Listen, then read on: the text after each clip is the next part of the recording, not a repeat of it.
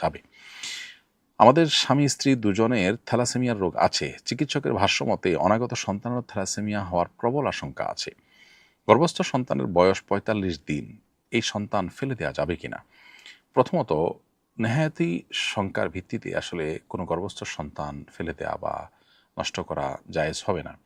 যদি সন্দেহটা শুধু নিছক সন্দেহ না হয়, বরং সেটা প্রমাণিত বিষয় হয় এবং ভয়াবহ বিপদের কষ্টের কারণ হয়, এই সন্তান জন্মলাভ করে সন্তানের ভোগান্তি নিজেদের স্থায়ী ভোগান্তি বড় ধরনের বিপদের কারণ হয়, তাহলে সেক্ষেত্রে যেহেতু এত অল্প সময়ের মধ্যে হার্টবিট আসে না, ফলে বা আপনার বাচ্চার রূহ যেহেতু তার শরীরে আসে না, সেজন্য আপনার বিপদ থেকে রক্ষার জন্য যদি নিশ্চিত বা আপনার আপনার প্রবল শঙ্কা থাকে, তাহলে সেক্ষেত্রে সেটা থেকে রক্ষার জন্য এটি নষ্ট করা যেতে পারে, কিন্তু সেটি কঠিন শর্ত সাপেক্ষে।